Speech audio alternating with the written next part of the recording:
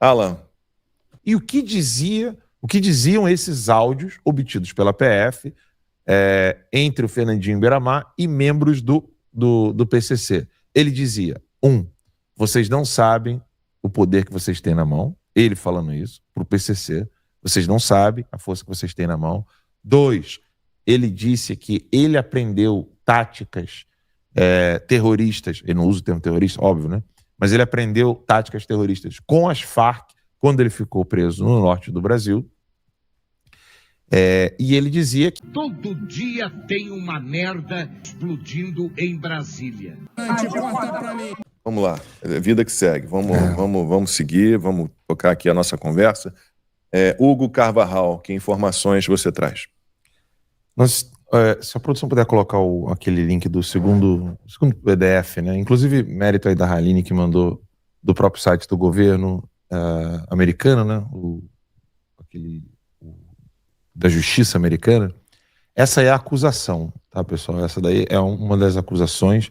Vocês podem ler, coloca a tela inteira e vai descendo, produção, até aparecer ali as imagens, né? Nós temos imagens e depois eu vou querer que a produção coloque um Command F ali, procurar Brasil. O Brasil é mencionado nessa acusação lá com o Bimax.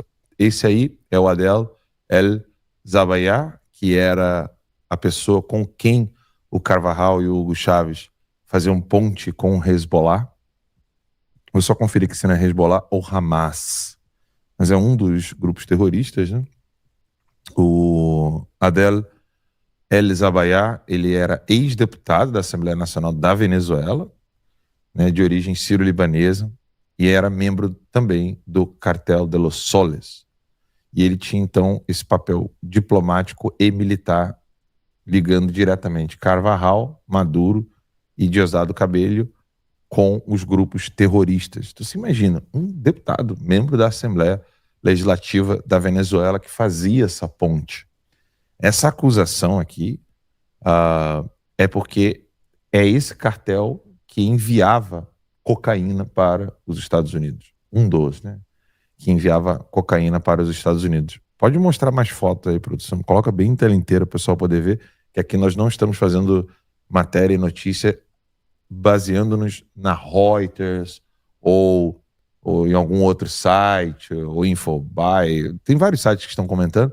Aqui eu faço questão de mostrar para vocês. Olha aí como era a vida desse deputado, né, desse narco ditador junto ao lado do Maduro ali, né? Maduro, Hugo Chávez. E se vocês colocarem depois aí, produção, o Command F ou então algum comando de pesquisa, você vai ver que o Brasil é mencionado nisso aí.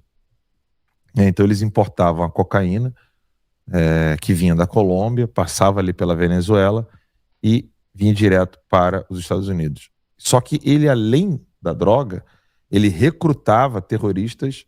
Então eu achei que era só o Hezbollah, né, ou só o Hamas. Na verdade são os dois, Hezbollah e Hamas. Aí olha bem o que está ali. Você consegue ler, Max? Porque para mim ainda está bem distante o que diz ali acerca do Zabayar, né, que é o... É o Hezbollah? Olha ali, ó. Ele diz... Ele também tem uma conduta de ataques assassinos na América Latina... Do Sul. Hã? América do Sul. América do Sul, focado em... Na tríplice fronteira da Argentina, Paraguai e Brasil. Na área, né, da tríplice fronteira na Argentina, Paraguai e Brasil. Ou seja, o Brasil está diretamente ligado a essa acusação que o governo americano está fazendo contra o Carvajal. O Brasil não é um alvo direto aqui. Então, por exemplo, o Lula não é um alvo direto. O que a gente sabe do Carvajal em relação ao Lula? E isso está lá no nosso site, revistatimeline.com. Se eu não me engano, a produção já colocou o meu artigo lá no site. O Carvajal, tentando se livrar das penas ou tentando evitar a extradição, abriu o jogo, abriu a boca, colocando mais pessoas no bojo dos atos criminosos que ele cometia. Vamos lembrar aqui, né? A acusação que está sendo feita não é só que ele era um membro de narcotráfico. Ele era membro, de um cartel, né, de narcotráfico, e esse cartel, que ele fazia parte, recrutava pessoas, ou seja, os parceiros dele, né, como esse caso desse deputado aí, eles recrutavam pessoas para o Hamas e para o Hezbollah. Então, o dinheiro da cocaína, ela servia tanto para financiar o terrorismo, como financiar campanhas eleitorais. E quem diz isso não sou eu. Então, agora desce ali, produção, mostra rapidinho ali o que o jornal espanhol disse acerca do que o Carvajal falou para a justiça espanhola. Infelizmente, é muito difícil encontrar o que o Carvajal está falando. Por exemplo, na justiça espanhola, a única fonte que nós temos é essa daqui. Eu li hoje, de novo, vamos lá. Vários jornais, vários portais de notícias, não há uma linha sobre o Carvajal hoje. Silêncio total, né? Não. Absurdo. E eles estavam também envolvidos em tráfico de armas, né? Contrabando de armas. Também. Contrabando de armas. Entrava no pacote também. E aí, o Leonardo Coutinho conta isso muito no livro dele, o Hugo Chávez, O Espectro. Existem evidências de que Farc... Coloca a tela inteira para poder ler, desculpa, produção, mas aqui realmente eu não consigo. Obrigado. Existem evidências de que as Farc financiaram campanhas de políticos de esquerda na América Latina. Entre os beneficiários, mencionou-se Lula da Silva. Esse é o jornal OK Diário, da Espanha, que publicou isso em setembro de 2021. Essa aspas aí é do Carvajal. Ele fez essa delação tentando minimizar a situação dele, as penas, né? E fazendo com que ele não fosse extraditado para os Estados Unidos. Então ele tentou, ele fez de tudo. Ele ficou anos na Espanha, anos, para tentar se livrar dessa extradição que ocorreu na Espanha para os Estados Unidos. É bom lembrar, gente, eu gosto muito de contextualizar, né? A imprensa brasileira cobriu tudo que se possa imaginar do Oswaldo Eustáquio, que sequer foi extraditado da Espanha porque não tem crime. Agora, do Hugo Carvajal, não se falou uma vírgula na época da extradição. Alguns analistas, né, com muitas aspas no Brasil, chegavam a zombar dos brasileiros. Mais 72 horas, né, tic-tac. Por quê? Eles achavam mesmo que o Carvajal não seria extraditado para os Estados Unidos. Ninguém nem noticiava, como se isso não tivesse nenhuma relação com o Brasil. O cara mencionou Lula como beneficiário do dinheiro das Farc e do Cartel de los Soles, porque é disso que se trata toda a acusação, de que os nomes institucionais, eles estão separados, mas a operação é uma só. E isso tornaria as eleições do Lula ilegais, né? É um financiamento externo e ainda de dinheiro imundo, né? De tráfico de contrabando de arma, de tráfico de drogas. Olha, eu ousaria ir além. Ela faria as eleições serem absolutamente inválidas. Sim. Não só ilegais, porque, gente... Ilegais e, portanto, inválidas. Exato. A gravidade do assunto mereceria pelo menos uma nota de desprezo. Sabe? A Globo, a Folha de São Paulo, qualquer jornal, o Estadão, nem que eles quisessem zombar. Tentando se escapar da justiça americana, Carvajal diz que supostamente, qualquer coisa desse tipo era esperado. Pelo menos zombar. Pelo menos virar e falar assim, não, supostamente, aí começa, né? Ou então usar os verbos na condicional, estaria, Lula. Não, mas nem isso. Eles simplesmente silenciaram. Silenciaram. Inclusive, nos Estados Unidos, estava uma dificuldade enorme para descobrir quando que o Carvajal teria o julgamento. O que aconteceu ontem? Assim, foi muito rápido. Eu mesmo não esperava. Achei que seria dia 23. Depois, acompanhando alguns sites, talvez seria dia 30, mas foi ontem. Então, Carvajal, ele já se declarou culpado para evitar passar pelo julgamento do júri. E ele, declarando-se culpado, agora só vai vir sentença. Não tem mais julgamento. E ele está na esperança de tentar atenuar as penas.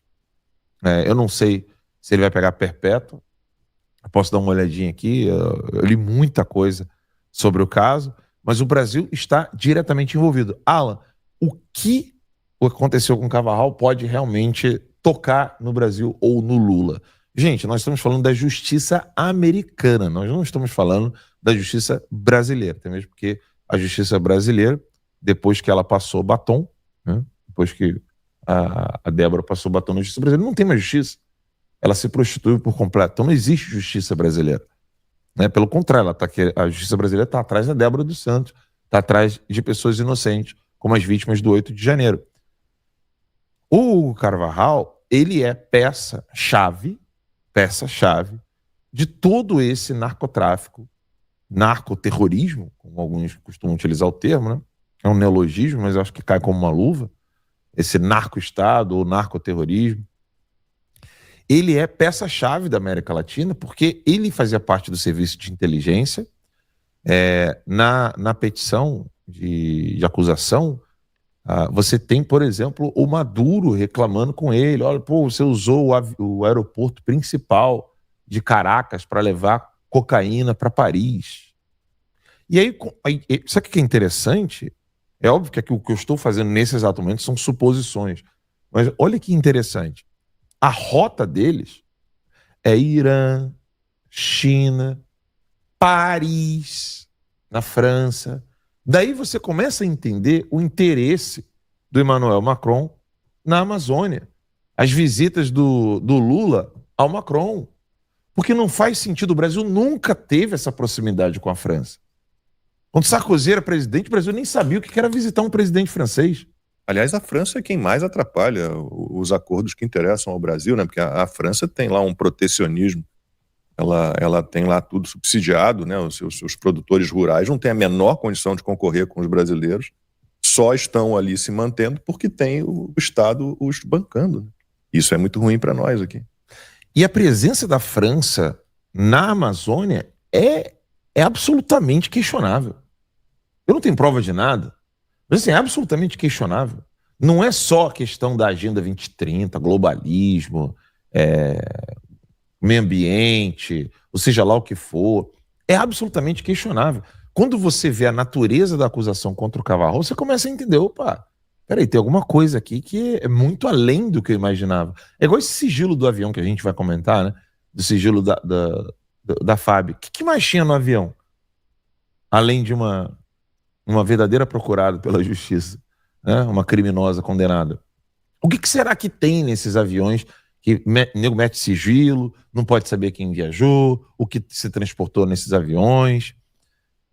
Nós temos um dossiê lá para assinantes, lá na revista Timeline, nós temos um dossiê muito, muito detalhado sobre a questão do PCC, Hamas, Hezbollah, o narcotráfico, que é, na verdade, um grupo terrorista.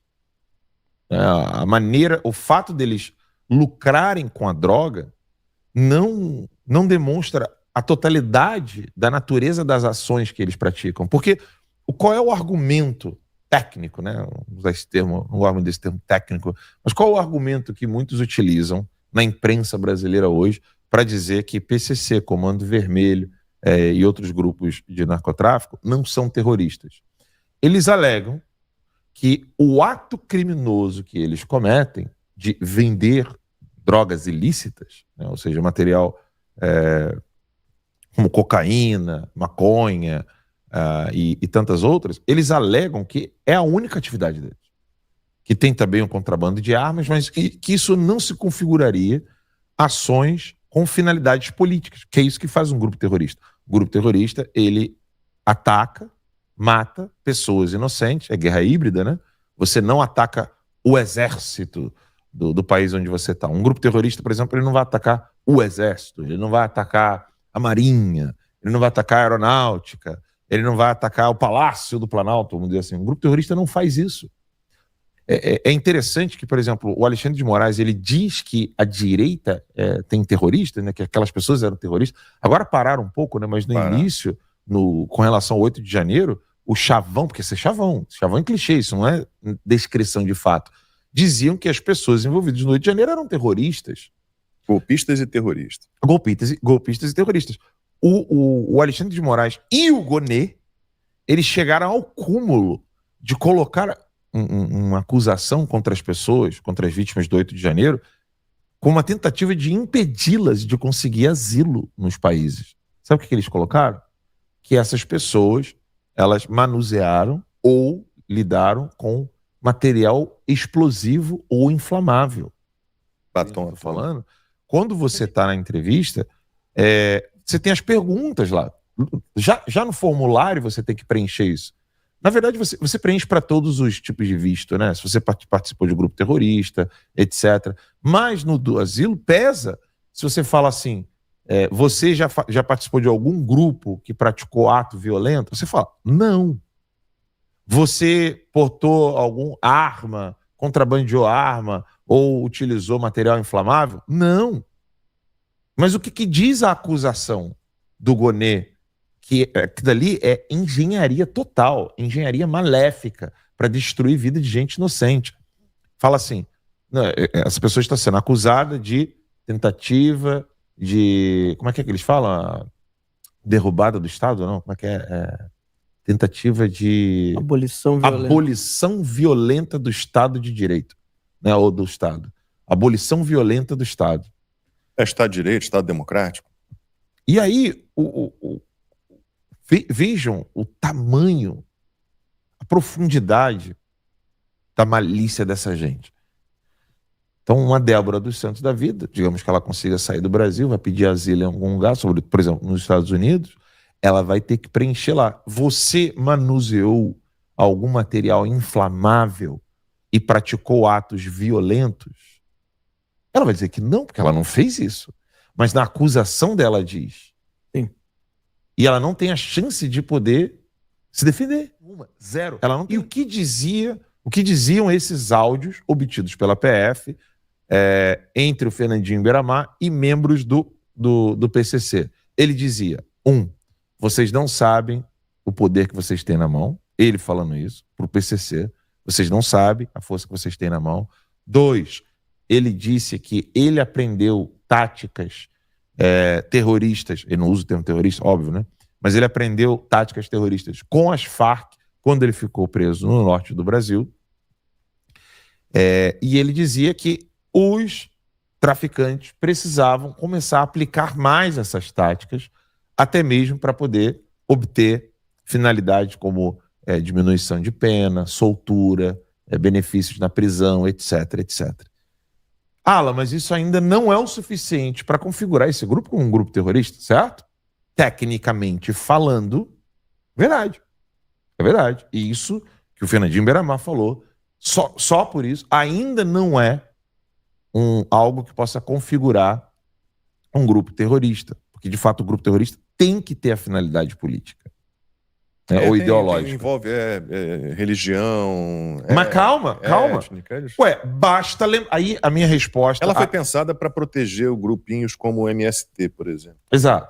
Não, mas eu não estou nem falando do conceito de terrorismo de acordo com a lei brasileira, não. Tá. Estou falando de direito internacional. Tá bom. E aí. Porque a nossa lei é muito ruim. É muito. Mas ela foi feita exatamente para isso. Para proteger, exatamente como você falou. Os proteger movimentos sociais. Exato. E aí o que piora? Quem que não viu gente sendo chicoteada nas eleições?